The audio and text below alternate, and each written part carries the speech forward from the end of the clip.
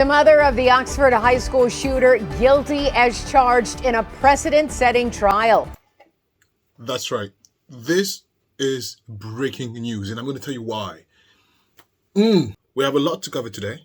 But first, before we start, consider dropping me a like. It really helps with the algorithm. Subscribe if you haven't done so. And if you wanted to do more, you have options in the description below. Pick the one that fits you best.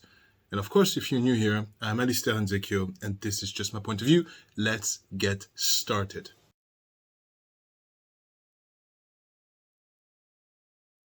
Okay, very briefly, just so you have an idea, in case you don't know who that boy is, maybe this will refresh your memory. Let's watch this. Thank you. May proceed. I'd like to thank you for letting me speak, Your Honor. We are all here because of me today, of what I did. My actions were because of what I chose to do. I could not stop myself, but I am the one who led to why we are here today. I do not diminish any ability to anyone who could have stopped me, of anyone of a school or parents. They did not know, and I did not tell them what I planned to do, so they are not at fault of what I've done. I am a really bad person. I have done terrible things that no one should ever do. I have lied, been not trustworthy. I've hurt many people, and that's what I've done, and I'm not denying it, but that's not who I plan on to be. Whatever sentence it is, I do plan to be better than I am. I don't know if you believe that, but records of 15, 20, 25 years can show that it will change. Because it may not show it now with only 2 years of records, but I am trying. And all I want is for the people I hurt to just have a final sense of culpability, that justice has somewhat been served in any capacity that they can recognize it with.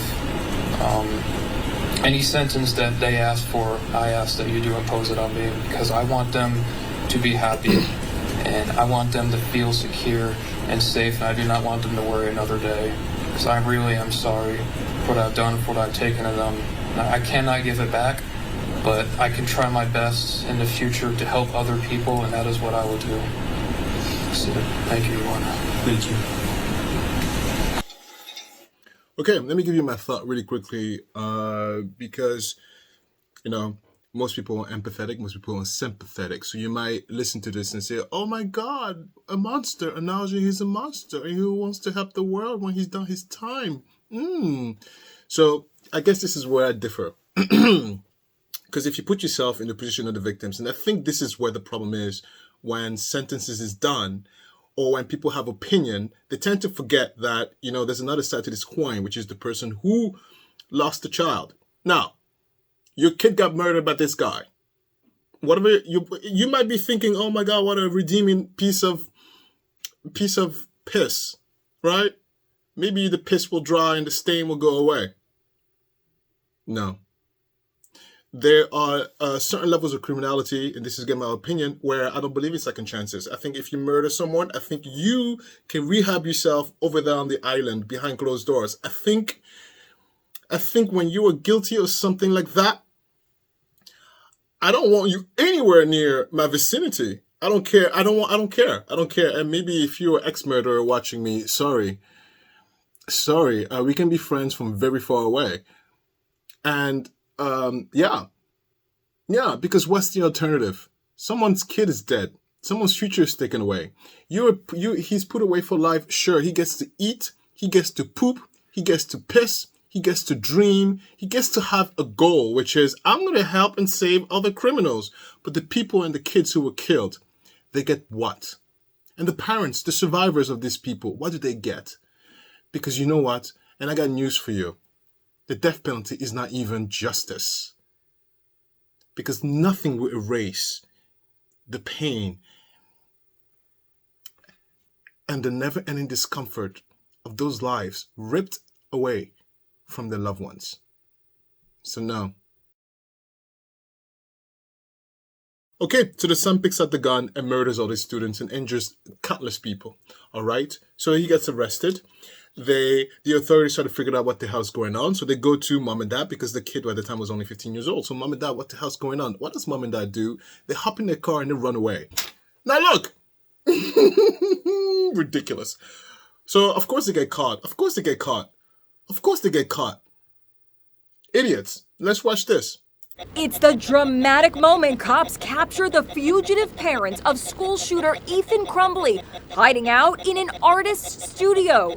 Today, Jennifer and James Crumbley find themselves on suicide watch in the same county jail as their 15-year-old son. Their capture came after an intense manhunt. Today I'm announcing charges against the shooter's parents, Jennifer and James Crumbley. 2 hours after the prosecutor announced charges Friday, police say the Crumbleys checked out of a motel where they had been staying and withdrew $4,000 in cash from a bank.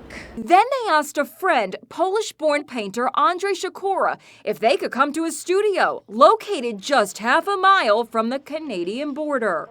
I spoke with the artist's attorney, Clarence Doss. Mr. Sikora didn't actually know about any of this and was just doing a favor, what he thought, for a friend. It was everywhere that police were looking for the parents, and they were fugitives. How did your client miss that news? He doesn't follow the news the way that most people in America may think he would. The studio is in this converted warehouse. We found this tour of the building on YouTube. There's painters, there's musicians, clothes. I have to pause really quickly because I want to explain to you how significant this verdict really is again.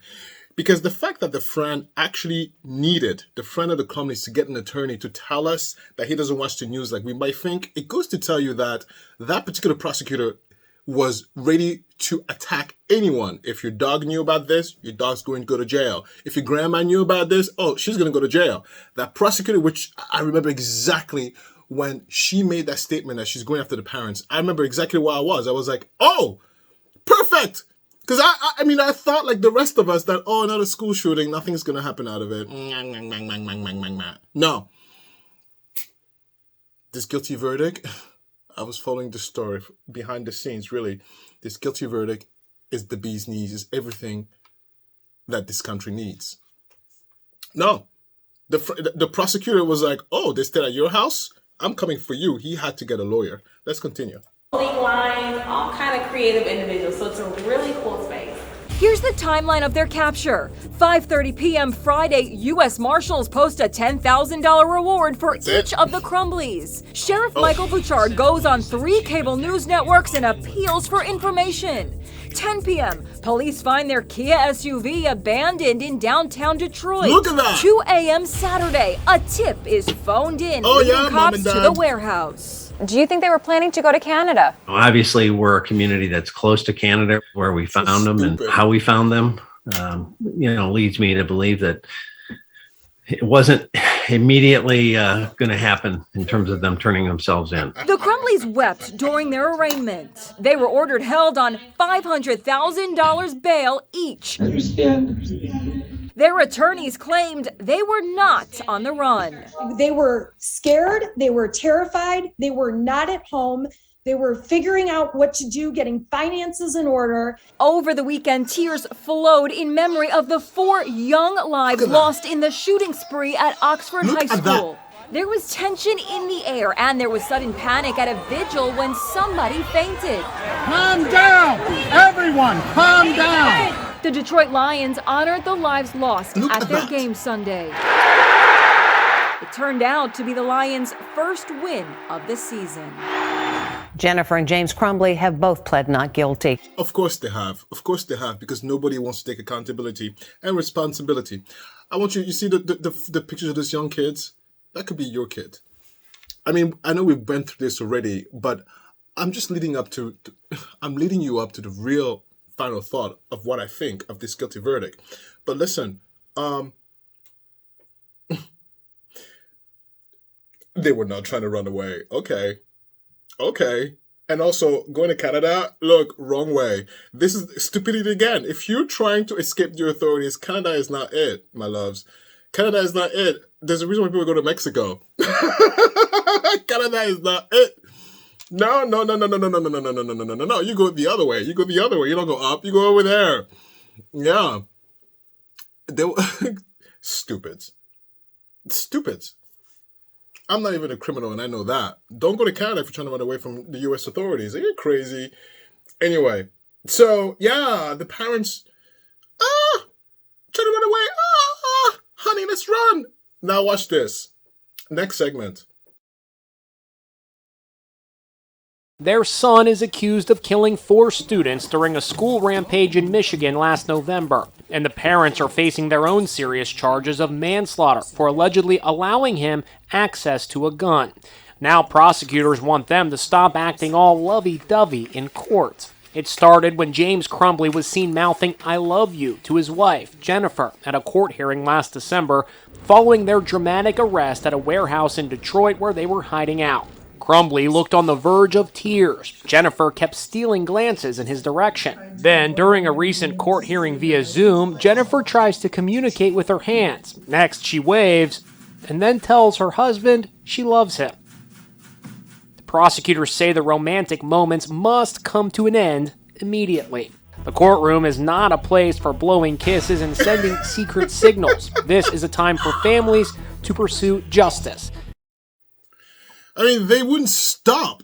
They wouldn't stop. It's like you don't say enough at home. No, they don't. No, they don't. Let me tell you something. It's because they understand the severity of their situations and they don't want to face the music. And they think the "I love you" thing, it's just a way to calm down the stress hormones. No. Again, stupid. Complete stupid. Although, what would I be doing? I can't even put myself in that situation because I would never be... Listen, I don't have to tell you. If I have to pick up a weapon and someone, it would have to be so severe where it's self-defense. So I'll fight on that. But no, I'm not that stupid. So no, I can't even project myself in that situation because that would never happen. I can tell you that right now. Can you imagine tomorrow you catch me on the news? I'll stare. No, I would never happen. You can look back in 20 years for this video. You won't find me there. Please. Now look, all that lovey-dovey-doviness. Watch this. Dramatic moment in court today as the mother of school shooter Ethan Crumbley took the stand. She was asked about the affair she had with a firefighter that she had hoped to keep secret. Now Jennifer Crumbley is said to be humiliated that sordid details of her trysts have been entered into evidence. The mother of school shooter Ethan Crumbley took the stand today in her manslaughter trial and spoke about her torrid affair with a firefighter. They did have an extramarital affair. She said they had trysts in a parking lot near her place of work once a week for about 6 months. Do you feel like that affair caused you to neglect Ethan or not spend time with him, your son, in any way? No. Explain why you don't feel that's the case. Because when I met with Brian, it was in the mornings. On his way home from the station, he would pass my work. And so the time I was coming to work, we would meet at the Costco parking lot. And that was it. He'd go out about his day, I'd go about mine. I went on some business trips where I would stay overnight and he would meet me. He'd meet me at the hotel. So that happened 2 or 3 times? 2 or 3 times. Her former lover, firefighter Brian Maloche, also testified about their affair. You met her in a Costco parking lot across the street from her employer, is that right? Yes. Okay.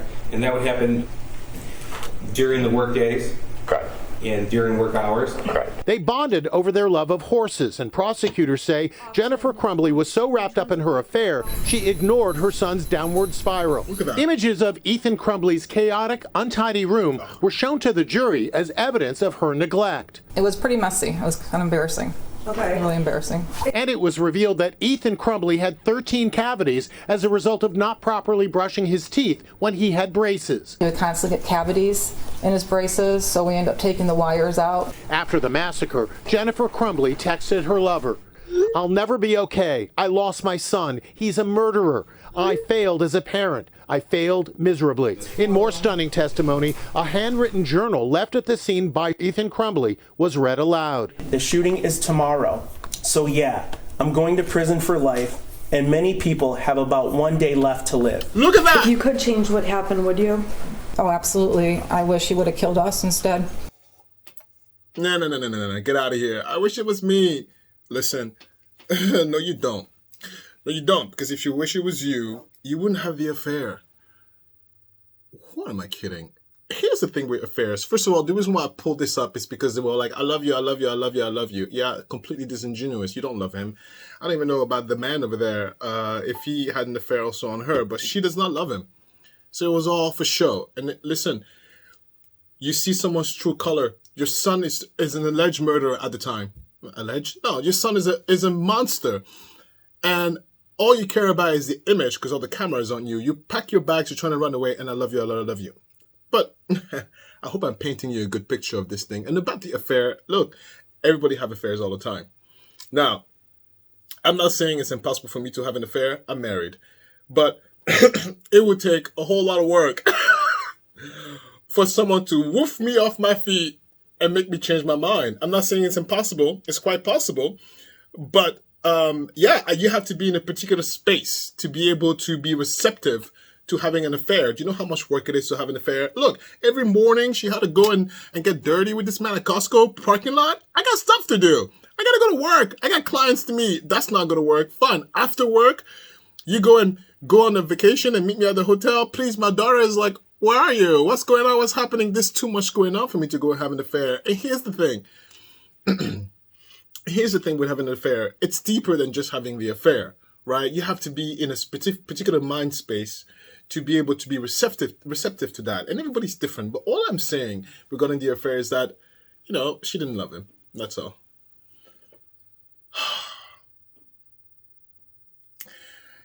Here's the thing with affairs. One last thing. It's like, why not just come clean and say, you know what, honey, I want to have sex with that person. What? Yeah. Like, I want to get down and dirty. Do you want to open the marriage up for a few days? I don't know. Like, the sneaky behind the back, because I'm a terrible liar, and because it's a lot of work, maybe because I like to stay home. I don't know how I'm going to have an affair. Although, on a funny note, I did say, in order for me to be able to be swooped away out of my feet, the person who's interested, I don't know who's good. If you're interested, look, you got to make $1 billion a year. Oh yeah, that's already most people. You're out. Second thing is,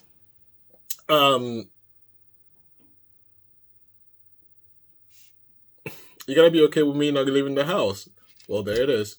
How are you gonna date? Yeah, it's not possible. But if you're out there, if you're a billionaire out there, I don't want to have sex with you.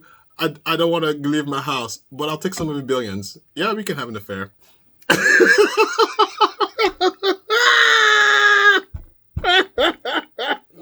I'm so stupid. Oh, look at that. Just sitting here watching. Thank you so much. Look, let me just remind you. Thank you for watching. Press like, subscribe. I hope you enjoyed the past content I made, and I hope you enjoy the new content I'm going to make. Yeah. Thank you. Let's continue with the show. Okay, so I want to take a break from the videos. I want to read this to you. This is from Wikipedia, all right? I'll be very quick, but it's important for me to give you a little more details. According to the police, there was no indication that Crumbley had faced any disciplinary issues prior to the shooting. Still, Crumbley was reported to have met with school officials the day prior to the shooting, and once again early on the day of the shooting to discuss his behavior. Prosecutor Karen McDonald later provided a timeline regarding the meetings. The first meeting occurred after a teacher spotted Crumbley using his phone to search for ammunition and reported him. During the discussion, Crumbley told them that he and his mother, Jennifer, had recently traveled to a shooting range and that shooting sports are a family hobby. That's important. School officials left a voicemail and email to for Jennifer Crumbley. She did not respond. She was too busy having a good affair, right? Because look, it's in the morning. She's at the parking lot at Costco getting her back broken in. Wink. So she did not respond, but she later texted her son saying, LOL, I'm not mad at you. You have to learn not to get caught. What is that? What is that? Okay.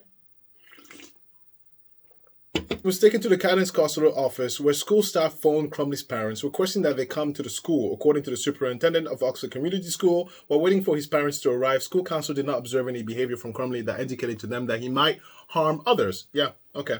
Upon their arrival, Crumbley's parents were shown the drawing, which Crumbley had scribbled over by that point in an attempt to conceal its content, and instructed to seek counseling for their son within 48 hours. Otherwise, the school will call Child Protective Services. Oh, damn. They resisted the idea of Crumbley leaving to go home. At the time, they did not inform school officials that they had recently purchased a gun for him. Okay? He was returned to class that same morning as he had no prior disciplinary issues. According to McDonald, at the time of that meeting, Crumbley had already placed the weapon he was to use in the shooting somewhere on the school grounds. Okay.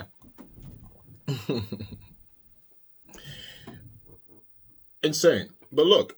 But there's one more piece of information that was going to give you an inner window of really what the family culture, the household culture really was like. And this, listen, a former neighbor told the Detroit Free Press that shortly after the family moved to Michigan a few years later, in 2014 and 2015, Crumbley parents Jennifer and James often left their son home alone and without a phone while frequenting bars in downtown Lake Orion. The neighbors became so concerned that she filed an anonymous complaint via phone to the State Child Protective Services Agency. First of all, thank you, neighbor, but neighbor, mind your business. But listen, not thank you, neighbor, but mind your business. Like, what do you mean? Mind your business. But thank you, neighbor. Yeah, how do you know there was not someone there? You know, we hire babysitters here sometimes, very rarely. And they don't live far from us. They walk over. You won't see a third car in the driveway, but there's someone in there. But mind your business, you know. But thank you, neighbor. According to prosecutors, Crumbley's only friend moved away at the end of October 2021, and the family dog died, causing him to become depressed. Yeah. People minimize animals. I have a dog, and she's dying. Yes, she has terminal cancer. And every freaking week, every month, there's I can see her decline, and you know it's painful as hell. A family pet is like a family member. You need to look at your kids when you have a family pet and see they're okay. I give you one more piece of information. You know, when I was single parenting, I also had a single parent an animal, a dog, because I had a dog, and you know we would go out for walks, my daughter and I. And I remember I was so overwhelmed mentally. I was like, I can't take care of the walk with the kid, and then, so I'm going to leave the dog in the backyard. The backyard's fenced in, and then me and my daughter would just go on the walk ourselves. And my dog started barking like a yelp, like don't leave me. My daughter stopped and turned around, and then she looked at me, and she looked at the dog, and she did not want to leave without the dog. I said, "Come on, Olympia, come over here. Come on, let's go for a walk." She's like, "No," and she pointed at the dog, and she would not, because the dog was like. My daughter was like kinship, and she's only not even 2 years old. Do you understand? So, yeah, you lose an animal in the family. It's time to have a talk. Is everybody okay? Are you okay? Do you need extra help? All right. So a search warrant was also executed at Crumbley's home, where a cell phone, a journal, several long guns, and other items were seized. Really? All right. The cell phone contained 2 videos of Crumbley, both of which were filmed the night before the shooting, okay?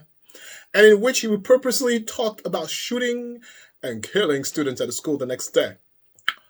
The journal also reportedly detailed his desire to shoot up the school and was quoted as including, hopefully my shooting will cause Biden to get impeached.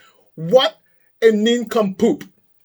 Look, God, the level of education is insane. Anyway, according to Sheriff Bouchard, as reported on December 4th, investigators had spoken with Crumbley's parents during the search of their home, but not afterwards. Okay, so this to me, with all the guns in the house, tells me they have a good old time drinking, and they allegedly, sure, good old time drinking, talking bad about how good the economy is, and how like blah, blah, blah, blah, blah, because the 15-year-old he's a teenager, he's impressionable, all right? If you don't know, teenagers are impressionable. This impressionable 15-year-old looking at his 2 parents who are deadbeats and are like, oh, wow, well, I lost my dog. My mom and dad is just an idiot. And yeah, I guess it's Biden's fault that I feel like that. Yeah, it's Biden's fault. Everything is Biden's fault. Yeah, critical thinking, AKA. But look, yeah.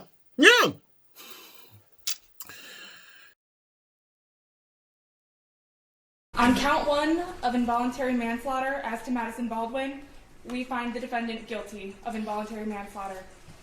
On count 2 of involuntary manslaughter in regards to Tate Muir, we find the defendant guilty of involuntary manslaughter. On count 3 as to involuntary manslaughter regarding Hannah St. Juliana, we find the defendant guilty of involuntary manslaughter. And in count 4 of involuntary manslaughter against Justin Schilling, we find the defendant guilty of involuntary manslaughter. Thank you for allowing me to see it. And I'm going to ask all the jury. Juror in seat number 1, was that and is that your verdict? It is. Juror in seat number 2, was that and is that your verdict? Yes. Juror in seat number 3, was that and is that your verdict? Yes. Juror in seat number 5, was that and is that your verdict? Yes. Juror in seat number 6, was that and is that your verdict? Yes. Juror in seat number 7, was that and is that your verdict? Yes. Juror in seat number 8, was that and is that your verdict? Yes. Juror in seat number 11, was that and is that your verdict? Yes. Juror in seat number 12, was that and is that your verdict? Yes. Juror in seat number 13, was that and is that your verdict? Yes. Juror in seat number 14, was that and is that your verdict? Yes. Juror in seat number 16, was that and is that your verdict? Yes.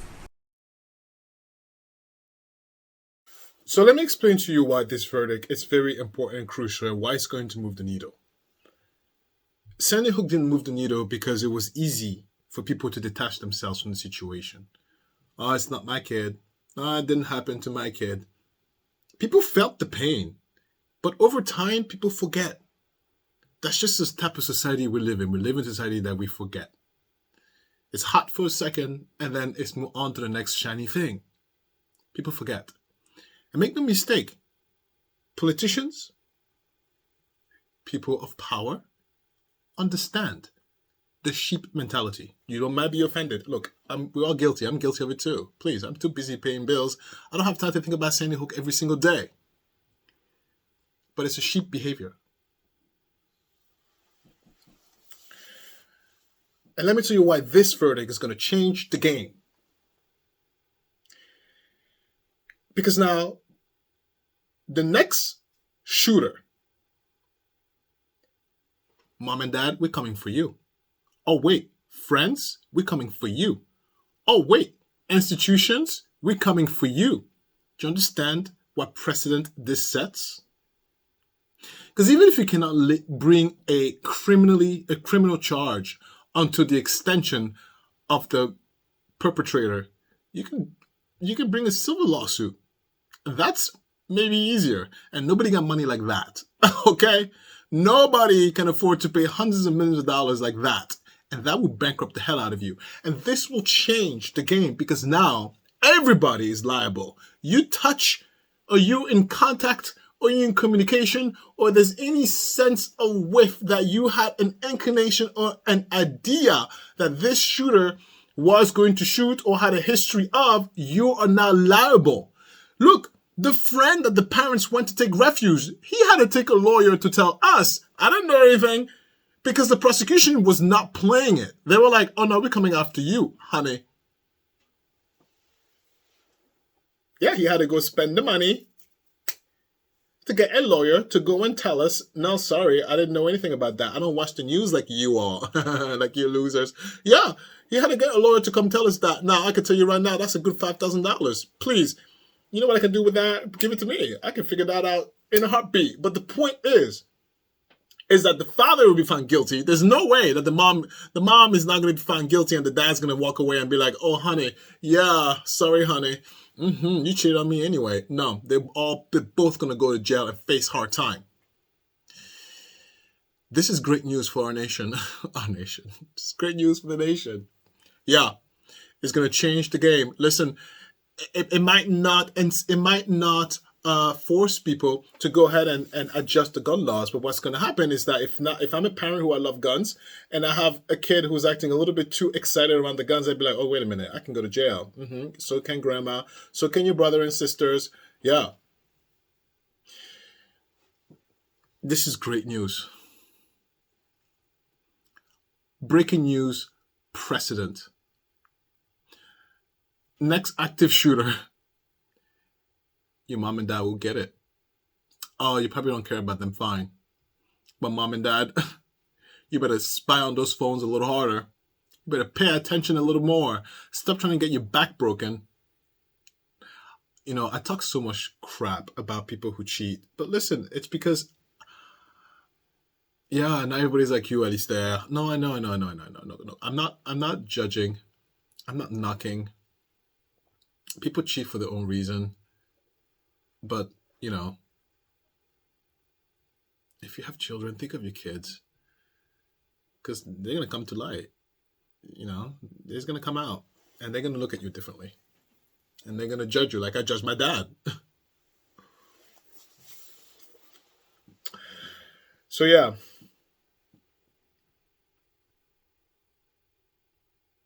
Can't imagine losing a child to a school shooter. Matter of fact, let me give you a quick important facts about this thing. This is from the Sandy Hook Promise website, okay? Look at this. Listen to this.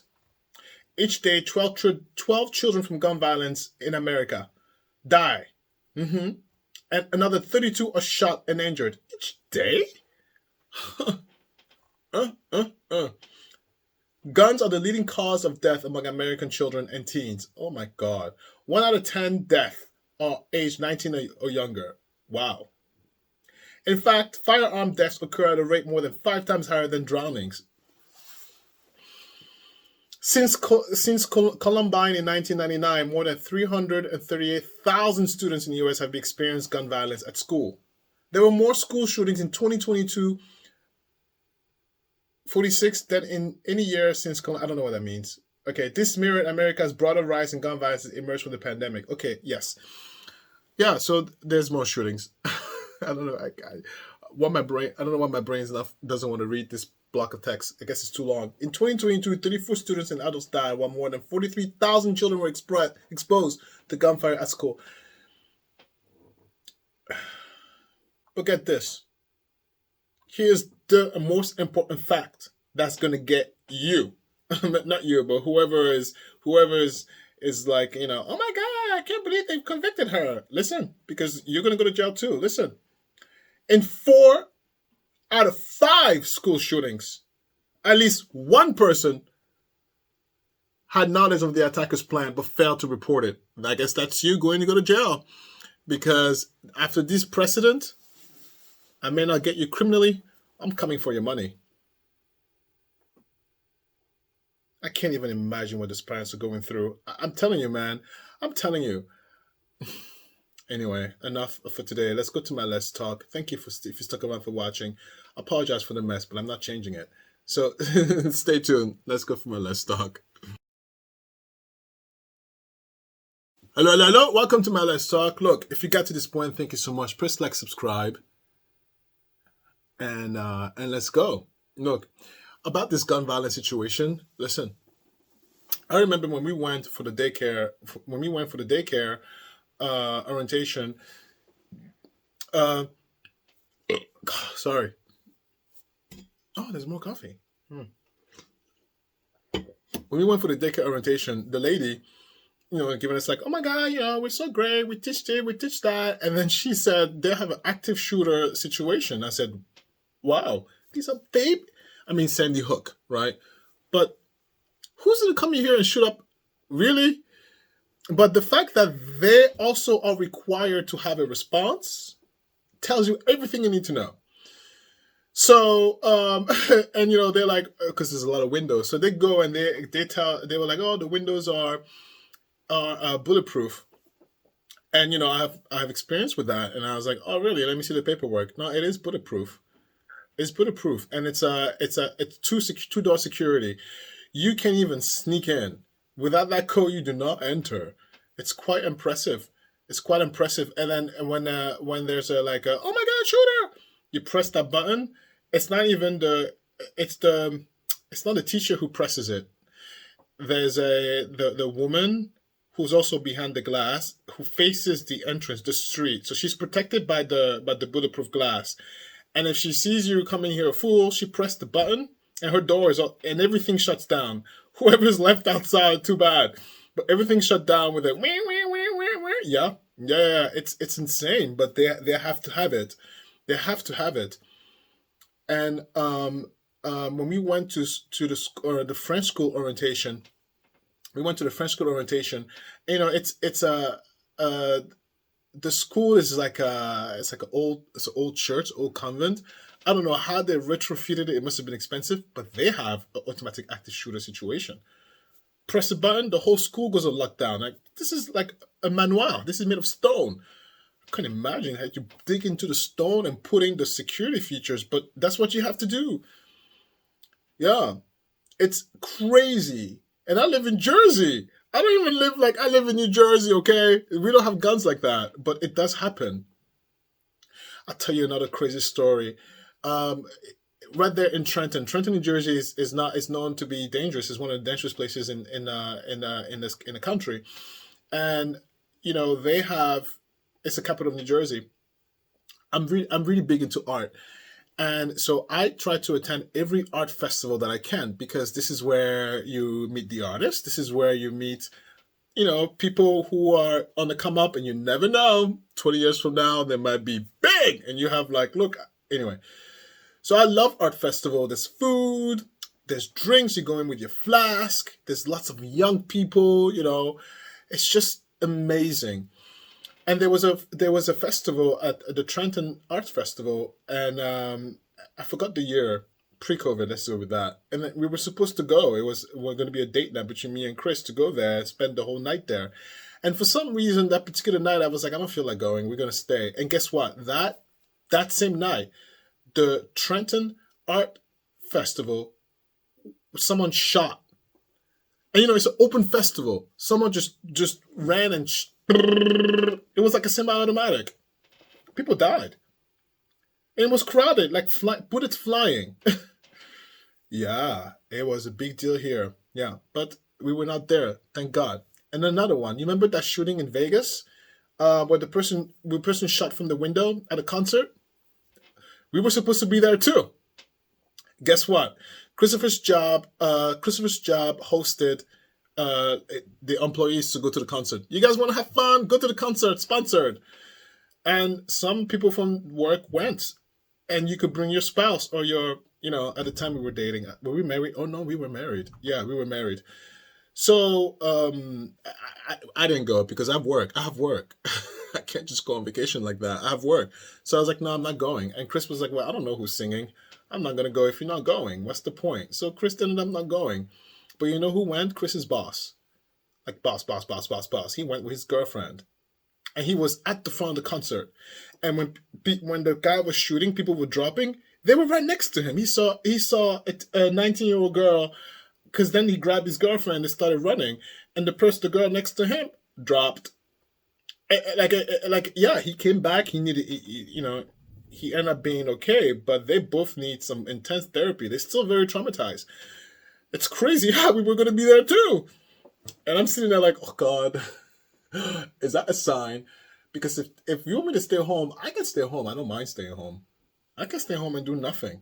No, we were going to be there too in Vegas. This is what happens when you travel too much. But even that, you don't have to travel anywhere. It comes to you at school. Nuts. This verdict is going to change the game, because now people are going to come after you, friends, uncle, aunt, mom, dad, brother, sister, whoever. The law is going to be persuasive, and now it's going to make everybody be like, oh crap, am I liable for this? Maybe we should get him therapy. Yeah, I think this is good. This is very good. Anyway, I've been an hour and 25 minutes. I've went longer than normal. I like to record for an hour. I went longer than normal. Do you want to know why? Why? I talk too much. I was talking too much, and I'm probably gonna edit a lot of it out. It is noon. I have to go and do my day. Let's see, what other stories can I tell you? Oh, I will try to do a live this Friday. I will try.